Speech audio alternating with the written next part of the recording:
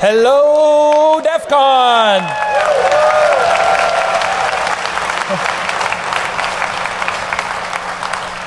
So I didn't make my 10 o'clock speech, so I want to just say a couple of words here before we introduce the man you're all here to see. At least I think you're here to see General Alexander, aren't you? Yeah.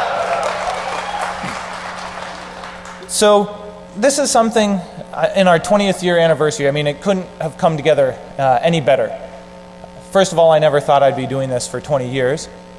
And second of all, I never thought I would have a director of the NSA and Cyber Command at the same time. So for me, it's something I've been trying to do for almost 15 years. More than half of the life of DEFCON I've spent trying to get someone from the NSA. And why the NSA? Well, they're the kind of the spookiest, kind of least known about. And I grew up reading The Puzzle Palace and all of my collection of spy novels.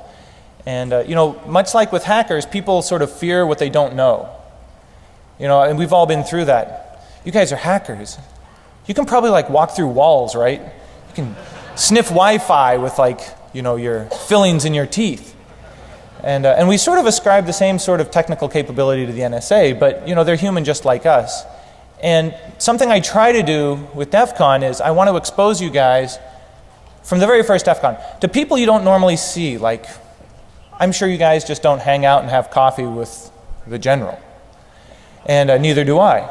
So to me, it's really eye-opening to understand, the world from their view, because I want to expose you to a larger sort of perspective. We're going to hear all this technical, sophisticated attacks, latest trends, but you probably won't really hear it from the horse's mouth how any of that fits into a larger world view. I grew up thinking about the internet as a global space. It was my local community, who I knew, and it was the world. And I didn't spend a whole lot of time thinking about my nation, because that's like a geographic thing, and I'm all electronic. But, the reality is today, we live in a geographic space, and we have a country, and other people have countries. And now that the internet has grown to such a space, we're starting to have country-to-country conversations about, well, what does it mean? What's internet governance about? Do we have cyber treaties? How is this all going to work going forward? And so, like magic, on our 20th anniversary and the NSA's 60th anniversary, this has all come together. So with that said, I'd like to have you give a warm welcome to General Alexander.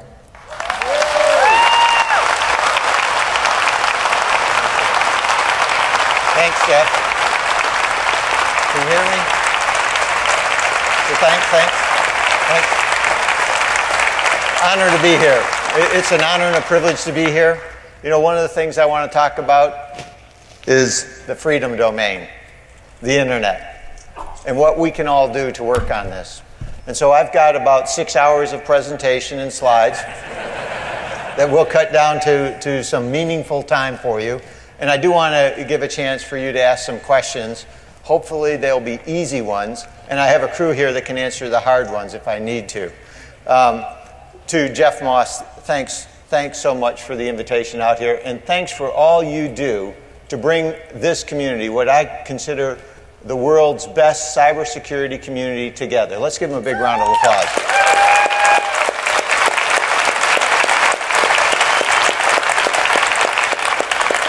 Absolutely superb, and this is something that I want to hit on in a few minutes.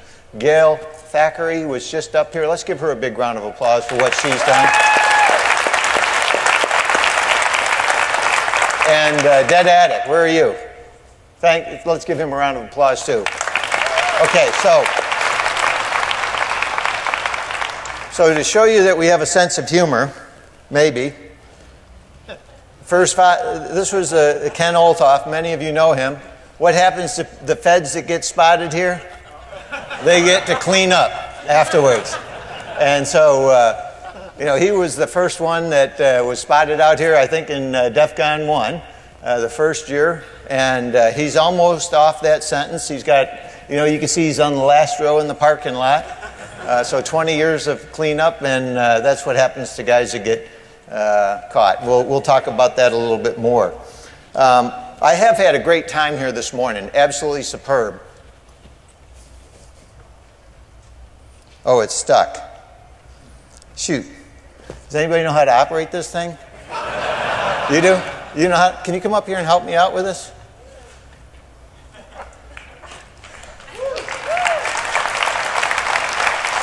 You know, it just seems to be stuck, and you know, I'm not sure how to get it to the next slide. Right? Oh, well, that was good. What's your name? Sci-fi. Sci-fi. Oh, let's give Sci-fi a big hand. Come on up here. So, I don't know how many of you know Sci-fi. Sci-fi, we had a chance to go out to see the DEFCON kids this morning. I'll tell you, absolutely superb.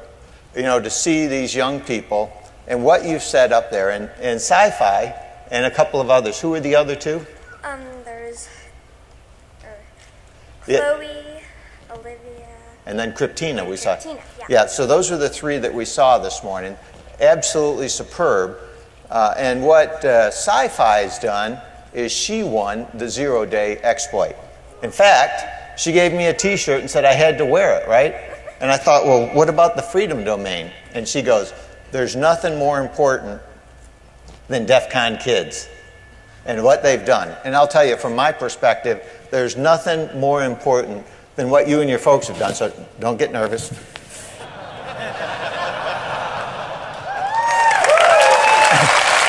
So we have, this is Sci-Fi's t-shirt, Sci-Fi 0-day, absolutely superb. And I'll tell you, we have great people like Sci-Fi all over and in this audience, all of you. And what it takes, we put up here on this slide, it takes great people to really bring together what our nations need, all our nations. Better cybersecurity. So, this is for you. Thank you. Let's give her a big round of applause, folks. Okay, you know where the right arrow is? You want to stay up for a little bit? Okay, all right. She's going to go down. So I'm on my own again. So one of the things I wanted to talk about, I did have a chance to actually go out and see everything around here. I didn't get to spend a lot of time. I am absolutely impressed with some of the stuff that's going on here. For barcode, the blood code stuff that's set up, and the fact that, let's give them a big round of applause. Absolutely superb.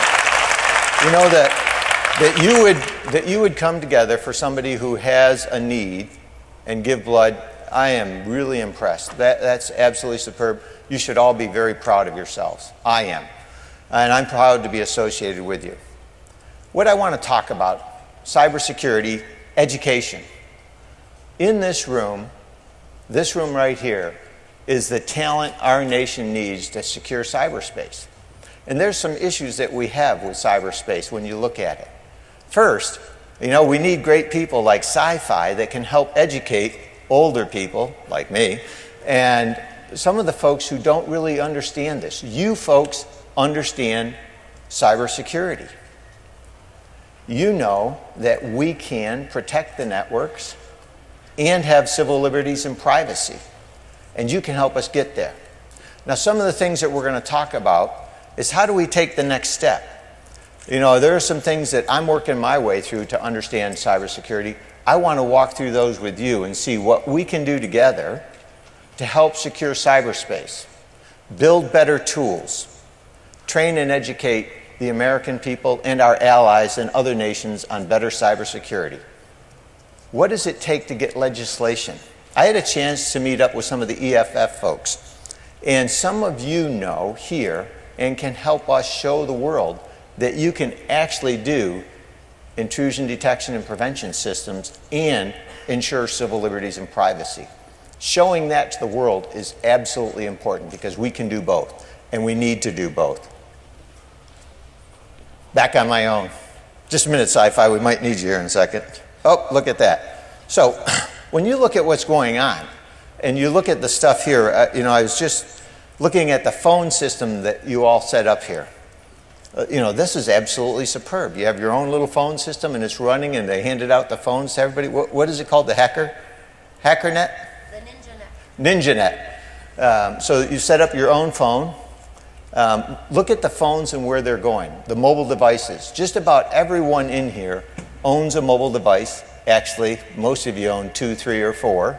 You have your iPhones or your Android, you have an iPad, you have wireless and wired devices, and you have all this great technology. And what's going to happen over the next several years? It's going to continue to grow. Look at what's happened over the last few years, where we've gone from, last year there were over 460 million cell phones sold. This room bought half of them. And great opportunities when you look at the calculation and capabilities in this equipment for solving some of our nation's, our allies, and the world's problems, especially in healthcare. Think of the things that we're going to be able to do in a few years. We're going wireless. The ability to connect to that network's absolutely superb. I had a chance to go over to the wireless section and walk by that and see what you're doing.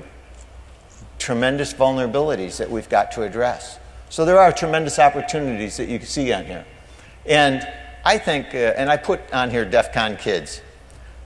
From my perspective, the greatest opportunity, educating the next generation that's going to come on beyond us, like Sci-Fi and her teammates there. This is our future. And what you're doing here to help train those folks, absolutely superb. And you should be very proud. Now there's some tremendous vulnerabilities out there. When you look at what's going on the network, there's a lot of companies with tremendous cybersecurity experience that are still getting hacked. And I've put some of them up here. And just to give you some insights, when you look at some of the ways those have hacked, those zero-day exploits that Sci-Fi made, and she's going to help me out because she did hers in a game to actually run it faster in time or to get out in front of it in time. And that can help me beat my kids. But it's also those type of exploits are used to get into some of these companies that are the best in the world at cybersecurity. From my experience, what we find out is they're the best, they know they've been hacked. There's more than 10 times, almost 100 times, more companies out there that don't know they've been hacked. Tremendous vulnerabilities. And we've got to figure out how to work together to solve that.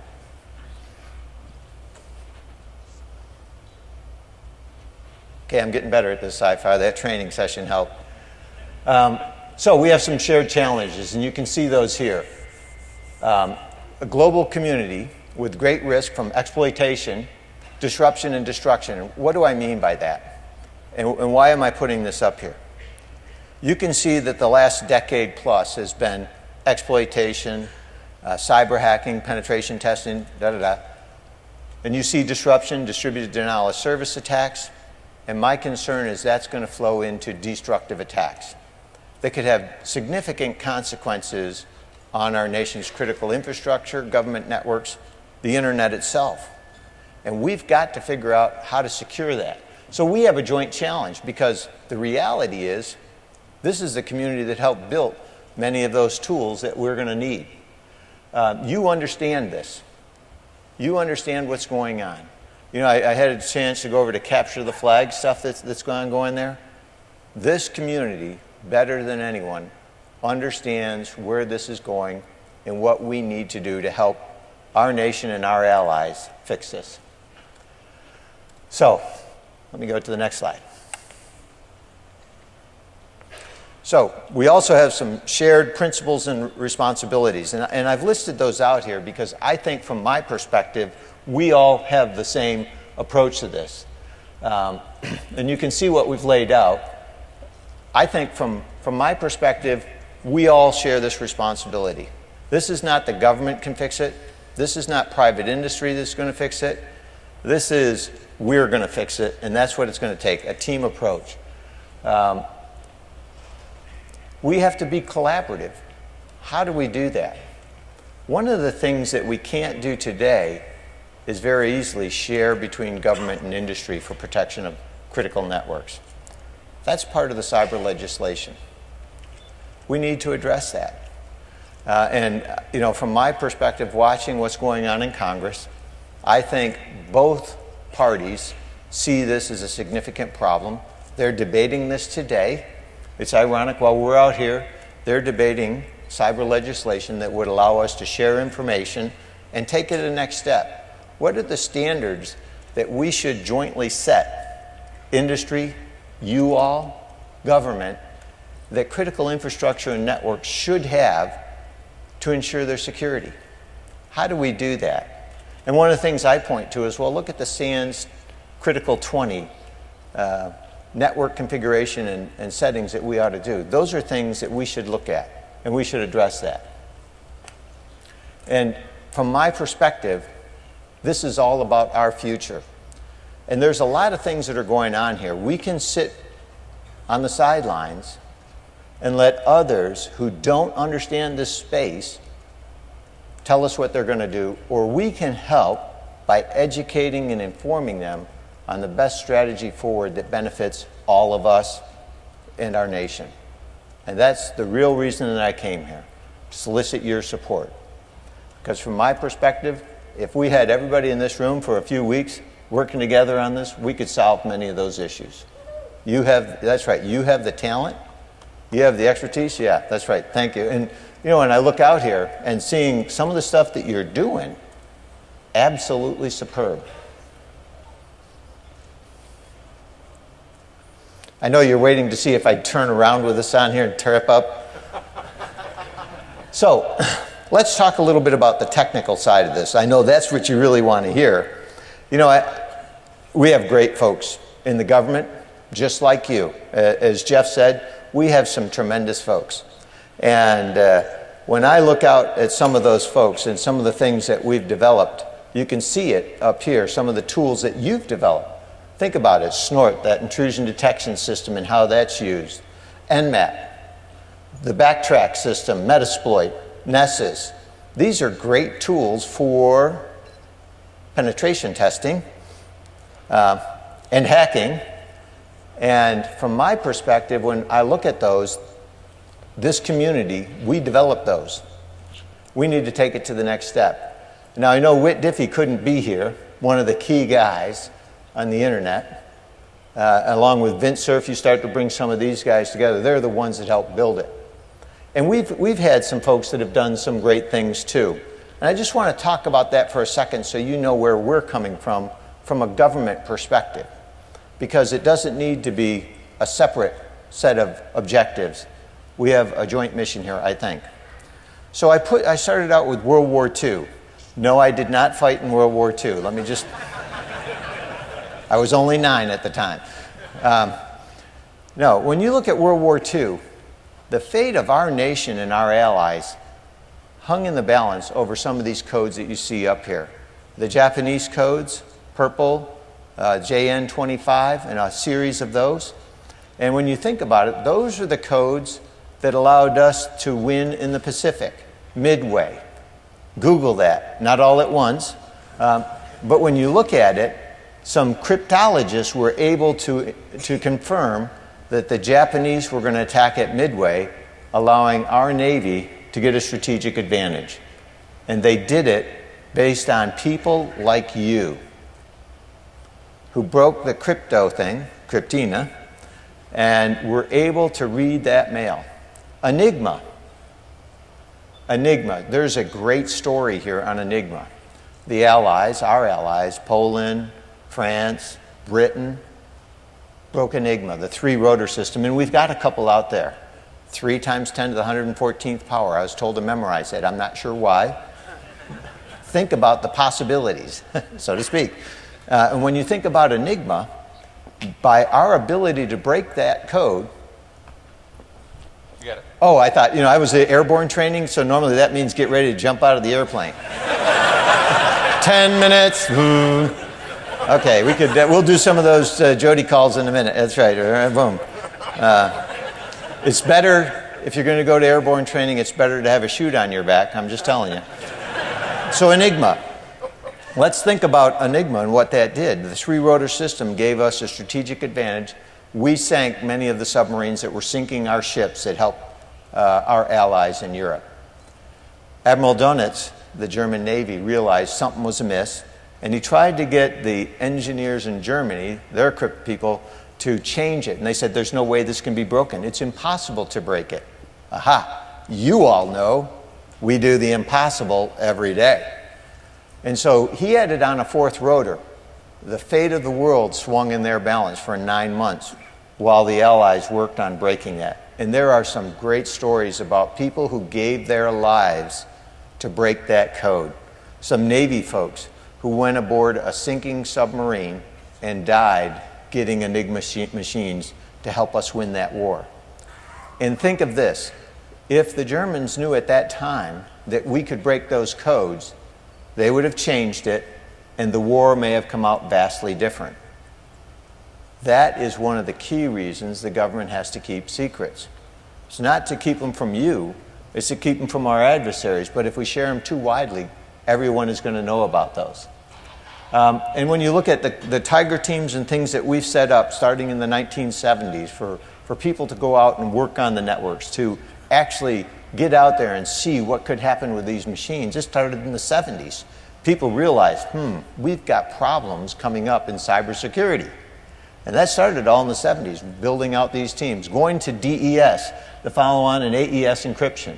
I wanted to mention the DIB pilot, because I think the DIB pilot and our partnership with DHS and FBI, that's your government cyber team. And you had Mark Weatherford here earlier. I'll tell you, Mark is great to work with. Be nice to him. He's a good person. He's got a tough job on the DHS side. And FBI, tremendous people. Director Bob Mueller, absolutely one of the finest people in this country. Absolutely superb. His heart is in the right direction. What do we do as a team?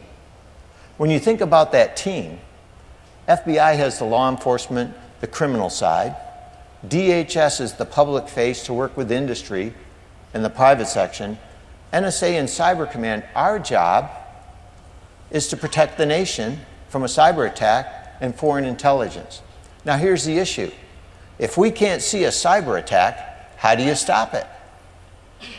We could write essays on this, right? If you don't see a cyber attack, how do you stop it? Well, that's a good one, because that's where we are right now. Ironically, NSA does not sit around our country and look in. We have no insights if Wall Street is going to be attacked. So the DIB pilot is a pilot of how we can work with industry and get tips and cues. Think of this as the 911.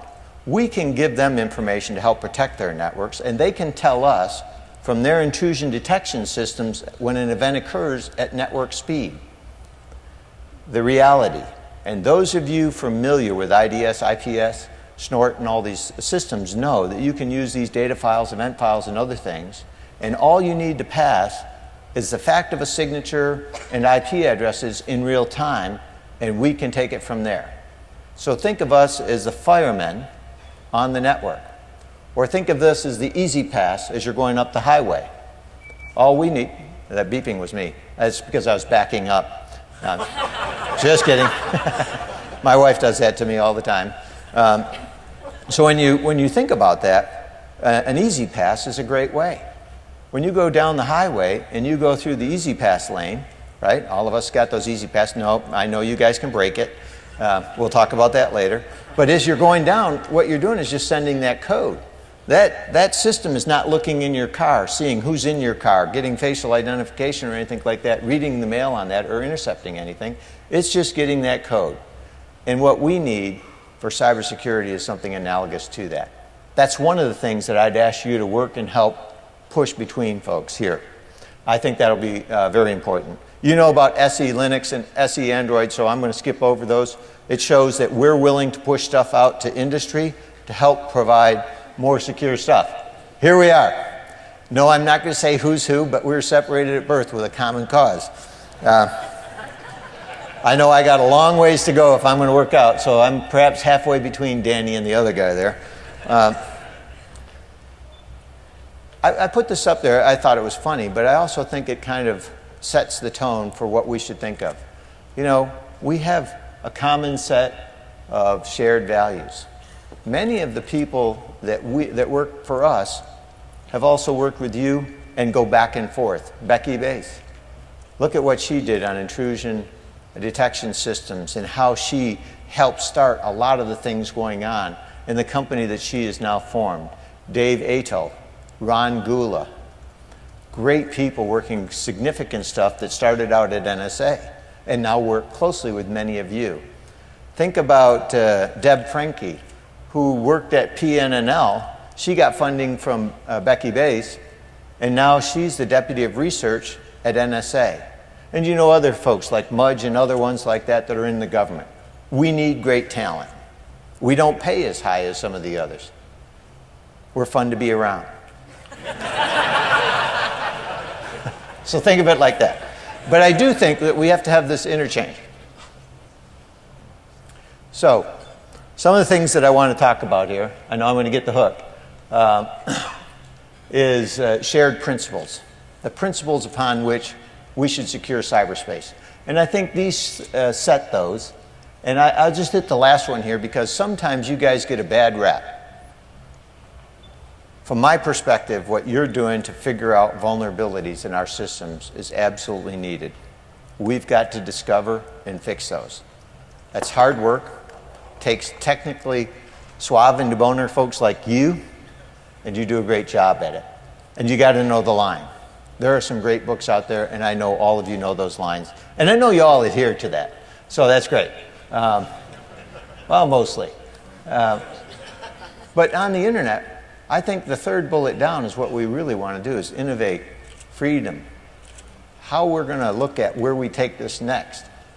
This is a great opportunity for not only our nation, but for the world. And you know, one of the things that I'm really proud of saying is, when you look at Vint Cerf and the others, we're the ones who helped develop, we're the ones who built this internet. And we ought to be the first ones to secure it. And I think you folks can help us do that. So we have that shared responsibility. We have a shared responsibility to fix that.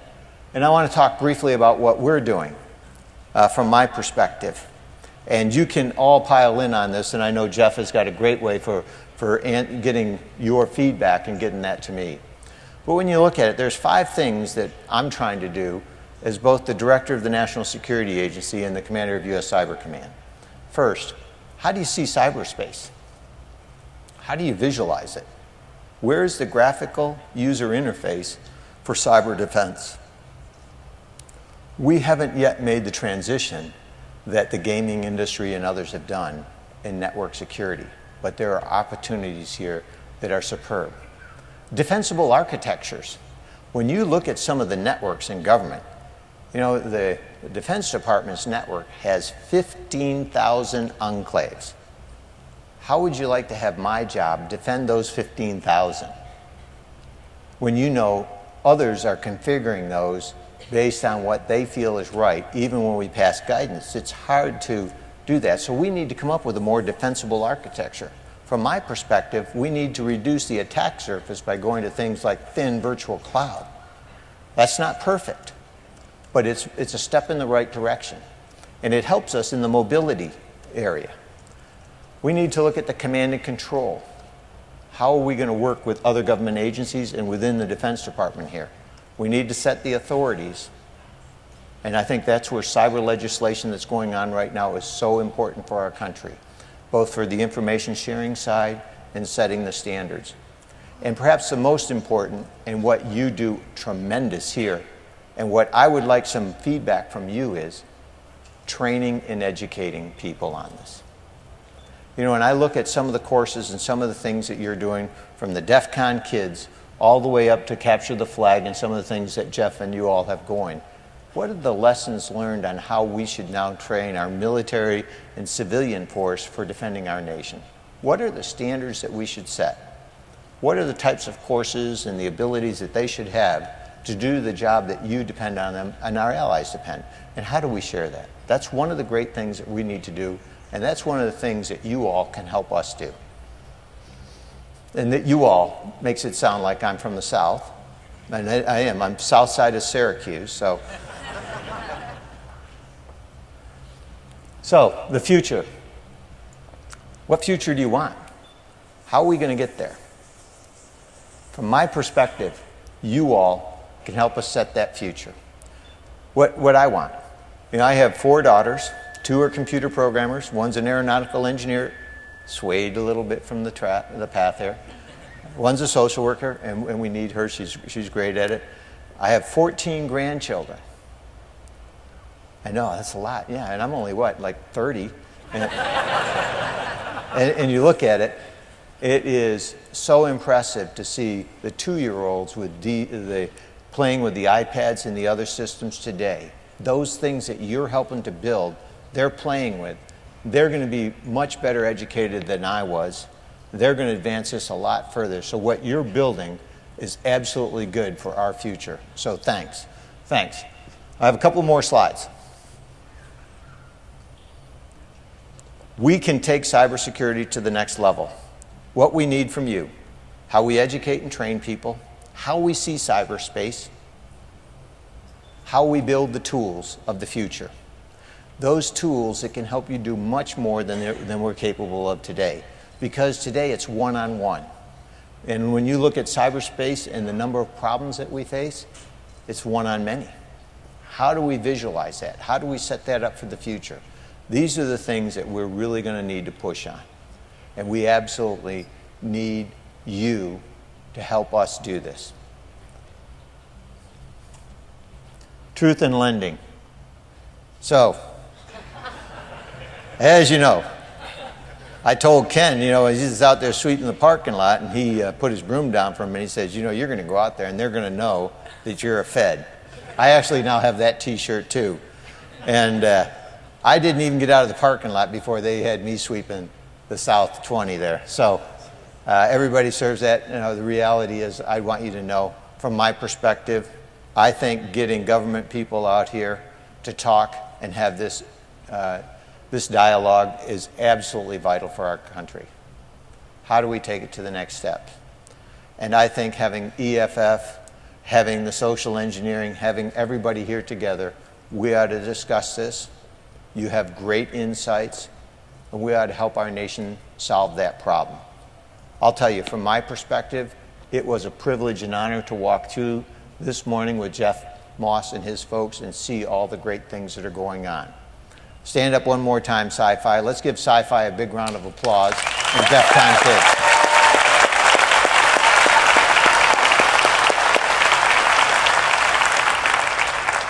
Everybody said that I was important.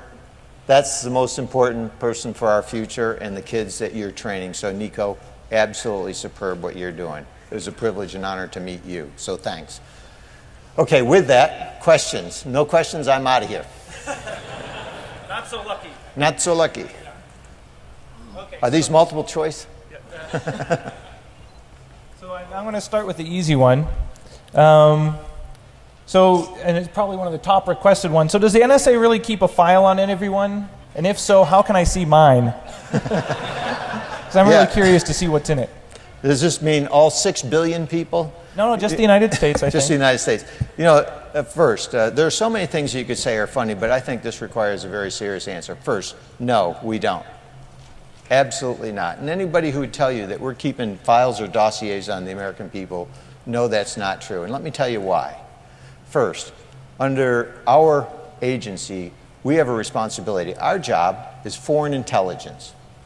We get oversight by Congress, both intel committees and their congressional members and their staffs. So everything we do is auditable by them, by the FISA court, so the judiciary branch of our government, and by the administration. And everything we do is accountable to them. And within the administration, it's from the Director of National Intelligence. It's from the Department of Justice. It's from the Department of Defense. I feel like when I was a kid growing up, and some of you may feel like this too, you might get in a little trouble, you're supervised a lot, maybe had to spend time in the hall. Well, that's the way I feel today. We are overseen by everybody. And I will tell you that those who would want to weave the story that we have millions or hundreds of millions of dossiers on people is absolutely false. Let me take it to the next step. Under the FISA Amendment Act, we are authorized to collect foreign targets, think of terrorists, outside the United States. And that law allows us to use some of our infrastructure to do that. we may incidentally, in targeting a bad guy, hit on somebody from a good guy because there's a discussion there. We have requirements from the FISA court and the Attorney General to minimize that, which means nobody else can see it unless there's a crime that's been committed. And every one of those are auditable by all those branches of government. And so from my perspective, the people who would say that we're doing that should know better. With another thing, think of that, 260 million dossiers or however many you'd come out. Let's see, if you're trying to maintain those dossiers, I'm not a real good mathematician, but let's say we have 20,000 people working that. How many files do each of us have to work? And I'm not that kind of a guy that's going to work all those files. So I think from my perspective, this is absolute nonsense. Next. So where do I get my file again? No, I'm just kidding. Okay, here's a question. I want to mix it up. Here's a question from the Twitterverse from Smart Alec. How has military thinking progressed to consider a million-front war? Is such a war winnable? A million front? Meaning online. Right. Well, I think today, and I had a chance yesterday to be out to Aspen, I was asked, where do we see the defense of our country in cyberspace? And we have some issues. We can't see that. So right now on a million front war, Smart Alex is probably what it was. Alex with an X, like Alexander Alex. That was a joke, I'm sorry, I can go slower. When you think about it, first we've got to be able to see it. Then we have to have the ability to share that information. And then we have to have what we talked about as the tools to actually take on a million front. And that's where you're going to have to come in and help us. And that's where we're going to have to work together. Because that's not something today that we're ready to do. And one of the other questions that goes along with it is the offense, does it have the advantage? And especially if you can't see it, yes they do. So those are the things that the government, both parts of Congress and the administration are working to address right now. So you're in a very unique position. On stage. On stage, right, at my conference. In that there's never been before a single person head of both the NSA and a newly, hey, watch, I've got to pay for that, and the newly formed Cyber Command. So do you have sort of a split personality? Do you wake up sometimes at night, Cyber Command, NSA? How do you decide, or how is that line made, and is that a productive way to go forward with the defense of the country? Yes. No. Which hat was which? Actually, I think it absolutely is the right way to go. Just two hats. I don't get two paychecks. I found that out last week. Actually, when I came into the job, I've been in the job now almost 7 years. And you might wonder, why has he been in the job so long? First, they said you have to do a few things that are important before you can leave. So I'm going to be there for a while. When I came in, I was actually the director of NSA and the commander of the Joint Functional Component Command Net Warfare. So I was always dual-hatted or triple-hatted because we count the Chief Central Security Service as a third hat. And so from my perspective, the team, the Defense Department and the intelligence community team that works on the network, that helps defend the network, NSA has both the foreign intelligence and the information assurance side. So that team that has those skills, Cyber Command needs to work with. And if we couldn't leverage that team, we'd have to go build another team. And it doesn't make sense because we could never build the capability that we have at NSA. We couldn't rebuild it, we couldn't afford it, it would take us years. So we need to leverage it. Many of our allies are doing similar things, and it makes a lot of sense. In fact, what that really gets us to is this cyber team concept. So within the Defense Department, we've built that team together. Within our government, we have the FBI, DHS, Cyber Command and NSA. That's the government cyber team. Then we have industry, and now you. That's the team our nation needs, and now we need to work with our allies to secure cyberspace. And that's where I think we need to go. Yeah, that's actually a perfect feed into my next question, which is how does NSA cooperate with others, not just our allies or our favorite friends, but people who are maybe on the fence. You still have to share information. So do you see that as a critical component of future success, is actually information sharing and reliance on other people, because you can't do it all yourself? As I said, we have great people, and you know some of these great people.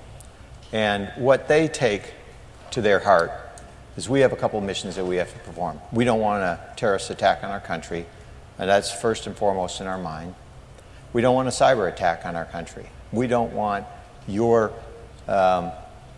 critical information getting hacked into and bank accounts and other things going down.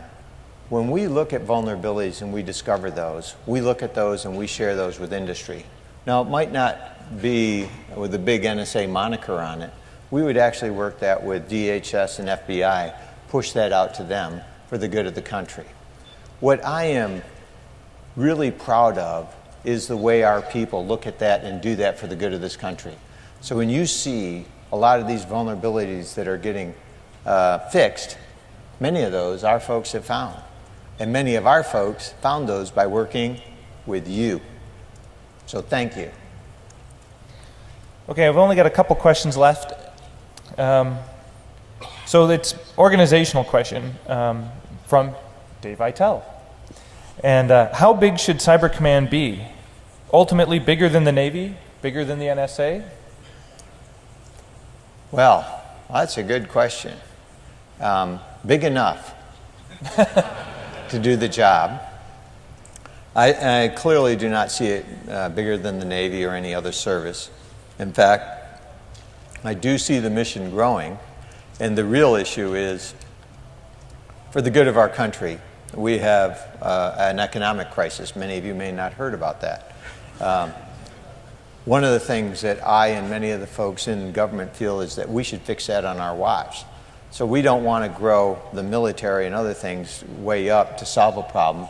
So one of the issues that I would throw back to you all is help us come up with the tools that would allow us to do this, not 1 on a million, everybody taking one of those million, which would be a million-person cyber force, but how do you do this and scale it? And how do we get the talent and the people that we need? From my perspective, I believe that when we look at the cyber community that we have today, what we're actually building together is our ops and defend people, bringing together with the exploit and the attack people. And what we're looking at is the ops and defend people under our legacy system is really big. And so if we could go to the new architecture, you would need less of these type of people, say sysadmin and this kind, and more that we could then train to be full spectrum cybersecurity folks, trained to your standard, that would know how to find people penetrating the networks. And that's what I think we've got to do. So what I would like is to try to actually evolve our community and shift it to where we need to be, not to grow it per se. Now, will we need to grow in some areas? Absolutely, but we'll shrink in others. And I think at the end of it, when I look at it, what I've told the chairman and the Secretary of Defense, I think we can actually do both missions with less people in the future with some of the technology that we have coming on and with your help. So that brings me up to a personal question, which is in automation. So we're a pretty big country, 300 plus million or so, but botnets can have millions of nodes. And if it's a one-on-one type of game, we're going to lose. If it's a one of our defenders against one of their attackers, you'll never win that game. So you have to automate. And so to me, and I'm curious, does NSA see the future as sort of automation? Automate everything you can, and then learn how to automate everything else. So we keep humans doing the human jobs, the challenging jobs that computers can't do. That's, in my view, is probably only the one way that we can tackle this problem. Is there sort of similar thinking? Well, I think you've hit it on the head. I would tell you that, and you would work your way through it just as you did there, that it makes sense to automate where we can. And as many of you know who automate things, to have people who can reverse engineer it and say, is this a viable concept, this automation, or do I have a real problem? I built an Enigma machine and then find out that somebody broke through it when I trusted implicitly that this was good to go. Right. And the reality, so this is secure. Nobody can hack into it. And then what you find out is that everybody's hacking into it, and the only one who thinks it's secure is me. Right. That would be a big problem. So I think what we want is the combination, automate where we can, have real-time capabilities to defend, and have people, great people, trained to a standard that can help bring all that together and continue to grow this. So as you look at what you do here every year, you get a chance to look at evolving technology. Look at what's happened in the 20 years that you've had your folks here. And we've brought this group together. And look at what you discussed 20 years ago and the state of the art. And look at where the state of the art is today. It's superb. This is phenomenal. One of the greatest things going on right now, and the trend for the future. Mm-hmm. You know, you guys are the greatest in demand for our nation. And so when you think about that, now the thing is, so we would want to automate, and we want to move it to the next step, and we want people that can help us get there and continue to climb that road, share it with our allies, build the best network in the world, secure the freedom domain that I started out with. I think that's what we all want to get to, and I think we can get there. And along the way, it doesn't mean that people aren't going to throw rocks at it and try to take it down. And we've got to be able to stop that. Go ahead. Yeah, so here's your final question. So if you could have a perfectly secure internet or a nicely insecure internet, which would you choose? I would choose the perfectly secure internet. Here's why. I think it is in our nation's best interest. Look at all the intellectual property that we've lost over the past decade. It's huge. That's our nation's future. That's the future for young folks like Sci-Fi and others. That means others will take advantage of that intellectual property at our expense. And same with our allies. They're having the same thing happen. And so if we could fix that, that would help us on our economic growth. This would be huge for our country. And this area that we're talking about is the fastest growing area in our nation for the past 3 decades. Look at what makes up the Dow Industrial, the NASDAQ. Look at all the companies that deal in this sector. That's what fuels our economy.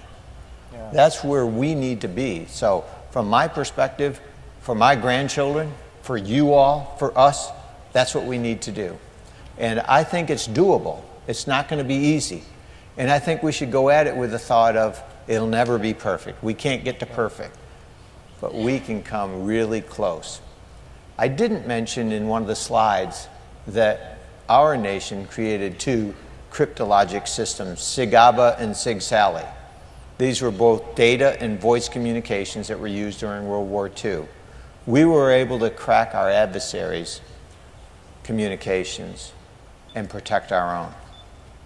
We can do this in cyberspace and continue to build towards a perfect internet that would be good for the world. And we ought to all push for that. And I think when you bring in not only our great talent here, but those of our allies, I think that's absolutely superb.